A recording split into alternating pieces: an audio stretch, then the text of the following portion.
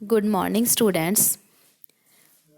हम पृथ्वी की उत्पत्ति से संबंधित अलग अलग सिद्धांतों के बारे में चर्चा कर रहे थे, जिसमें जो हमारी पिछली वीडियोस बनी हैं उसमें हमने पृथ्वी की उत्पत्ति से संबंधित अद्वैतवादी परिकल्पना और द्वैतवादी संकल्पना जो थी, इन सभी के बारे में क्या है चर्चा की है।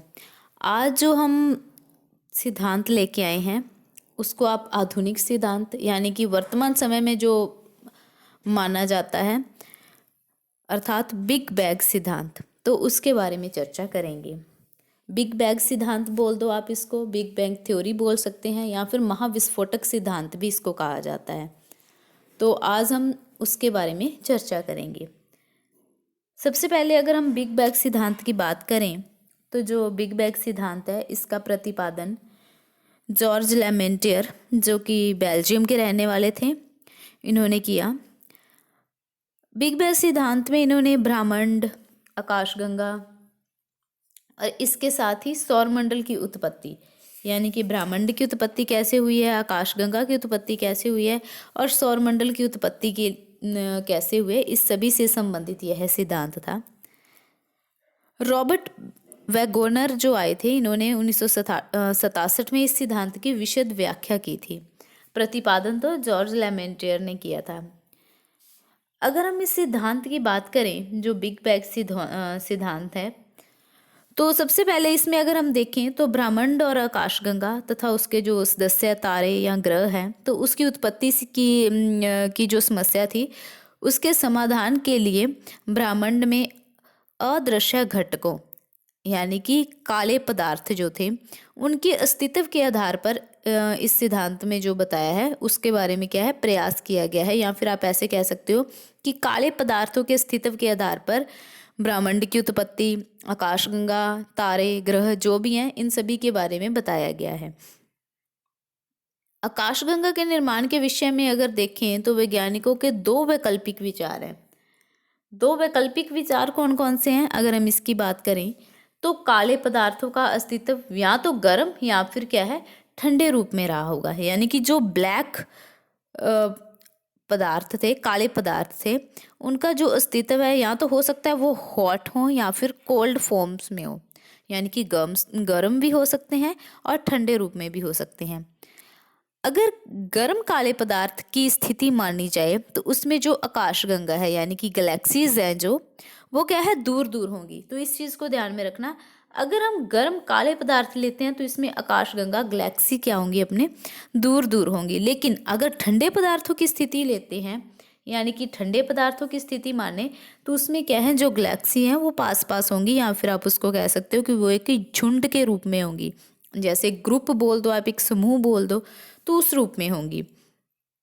वर्तमान में अगर देखें तो वर्तमान समय में विभिन्न आकाशगंगाएं पास पास के समूह में स्थित हैं, यानी कि अब प्रेजेंट टाइम में अगर हम बात करेंगे तो जो आकाशगंगा है वो क्या है पास पास है। तो पास पास है मतलब कि क्या है ठंडे पदार्थों की स्थिति है।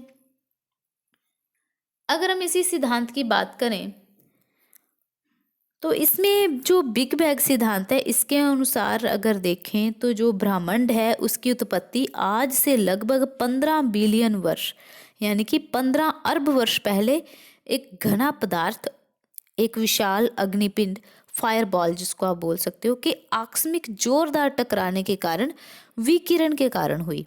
यानी कि क्या था कि एक तो जो ब्रह्मांड है इसमें एक घना पदार्थ था और एक विशाल क्या था अग्निपिंड था। जो घना पदार्थ और विशाल अग्निपिंड थे इनमें क्या हुआ कि टक्कर होने से यानी कि इनके टकराने से आपस में क्या हुआ है ब्रह्मांड का निर्माण हुआ है। इस सिद्धांत का प्रतिपादन 1950-60 या फिर 60-70 के दशक में किया गया था।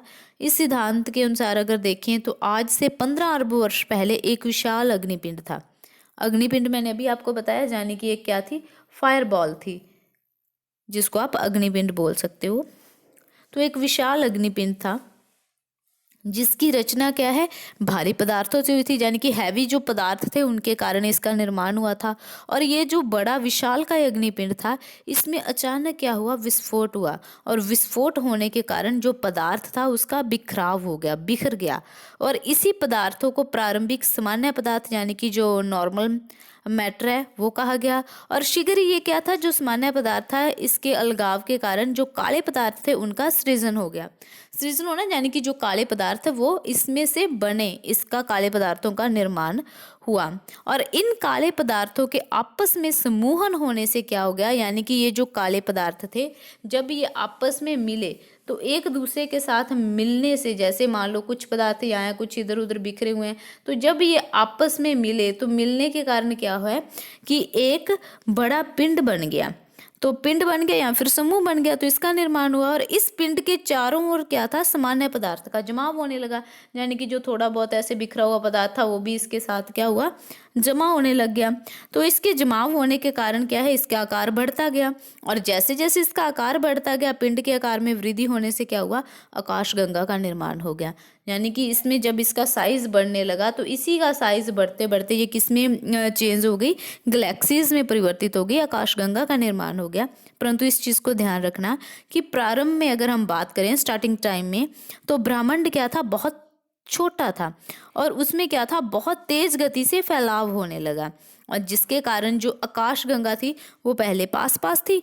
अब मान लो कोई चीज़ है वो छोटी है तो चीज़ इसमें पास पास होंगी, लेकिन अगर यही चीज़ क्या है, हम इसको बढ़ा दें, जब इसका फैलाव होने लगेगा तो ये जो चीज़ पास पास थी ये चीज़ भी क्या होने लग जाएंगी, दूर दूर होने लग गई। तो यानी कि जो आकाशगंगा पहले पास पास थी अब वो क्या होने लगी, निरंतर दूर होने लग गई।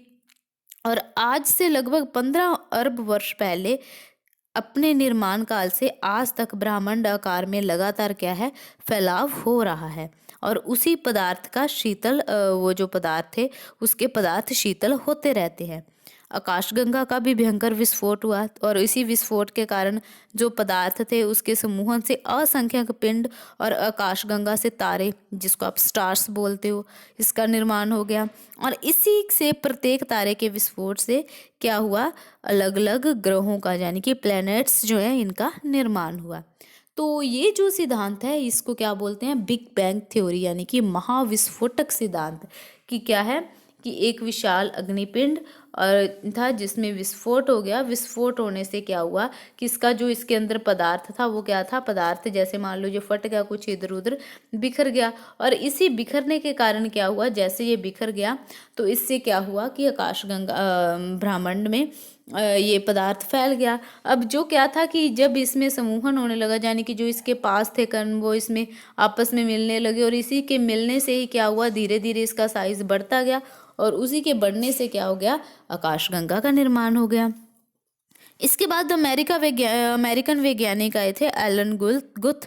उन्होंने क्या किया, 1980 में बिग बैंग सिद्धांत को ब्रह्मांड यानी कि आकाशगंगा, तारे और ग्रहों की उत्पत्ति की समस्या को सुलझाने में असमर्थ माना। तो उन्होंने क्या किया, उन्होंने इसके बाद अपना एक स्फीति सिद्धांत दिया, यानी कि इन्फ्लेटेनर थ्योरी जो दी उसका प्रतिपादन किया। और उसमें उन्होंने अपने इस थ्योरी के आधार पर उन्होंने बताया कि जो ब्रह्मांड था उसमें दृश्य द्रव्यमान के घनत्व की तुलना में जो उसका वास्तविक घनत्व था वो अधिक था। परंतु अगर हम देखें तो इसमें फाइनल जो निष्कर्ष निकला है, जो कंक्लूजन निकलता है वो यही था कि ब्रह्मांड में अदृश्य काले पदार्थों का अस्तित्व है। यद्यपि जो अगर हम देखें बिग बैंग थ्योरी, स्फीति सिद्धांत हो गए, ये कुछ एक जैसे हैं लगभग जो अगर देखें तो, परंतु इसमें कई मान्यताएं क्या है, उभयनिष्ठ हैं, इनमें अंतर पाया जाता है। अंतर इस बात से संबंधित है कि जो विशाल अग्निपिंड में विस्फोट से अगर हम देखें तो 1 सेकंड के अंदर ही कितनी प्रकार की घटनाएं घटी और एकदम मतलब इतना 1 सेकंड में क्या हो गया, किस प्रकार की ये घटना घट गई। और स्फीति सिद्धांत था इसके अनुसार जो क्या है, विशाल अकाय अग्निपिंड था उसमें जोरदार विस्फोट के बाद अति अल्प काल में क्या हुआ, ब्रह्मांड का असाधारण त्वरित गति से फैलाव हुआ। तो इस प्रक्रिया के दौरान 1 सेकंड के अल्पांश के अंतर्गत ही ब्रह्मांड के आकार में कई गुना वृद्धि हो गई। तो काले पदार्थों के समूहन से आकाशगंगा का निर्माण हो गया और इसमें विस्फोट से क्या हुआ, पदार्थों के समूहन से जो पिंड निकले, पिंड से तारों का निर्माण हुआ, तारों में विस्फोट होने से उसके समूहन होने से पिंडों से फिर ग्रह, पृथ्वी इत्यादि का क्या हो गया, निर्माण हो गया। तो ये तो एलन गुथ ने जो अपनी थ्योरी बताई यानी कि स्फीति सिद्धांत दिया उसमें उन्होंने इसके बारे में बता दिया। लेकिन जो अपने मानते हैं क्या है, जो अगर हम सिलेबस के अकॉर्डिंग भी देखें तो उसमें महाविस्फोटक सिद्धांत यानी कि बिग बैंग थ्योरी सिद्धांत है जो आधुनिक सिद्धांतों में काउंट की हुई है। तो उसके आधार पर क्या है वो हमारे लिए महत्वपूर्ण थ्योरी है। तो वो जो आपको बताई दिया कि उसमें क्या हुआ, पहले भी विशालकाय पिंड में जैसे विस्फोट हुआ तो पदार्थ बिखर गया, और उसी पदार्थ के बिखरने से क्या हुआ है, वर्तमान में अगर हम देखें ब्रह्मांड, आकाशगंगा, तारे और ग्रह हो गए, तो इन सब का निर्माण हुआ है। तो इस प्रकार ये जो सिद्धांत थे, जो इसकी पिछली वीडियोस बनी हैं, और आज वाला ये जो सिद्धांत हैं, यानी कि अद्वैतवादी परिकल्पना, द्वैतवादी परिकल्पना और आधुनिक सिद्धांत, तो इन सभी के आधार पर क्या है, पृथ्वी की उत्पत्ति, ब्रह्मांड की उत्पत्ति, आकाशगंगा, तारे, ग्रह, इन सभी की उत्पत्ति क्या है, मानी जाती है। आई होप कि आपको महाविस्फोटक सिद्धांत, बिग बैंग थ्योरी समझ में आ गई होगी। Thank you.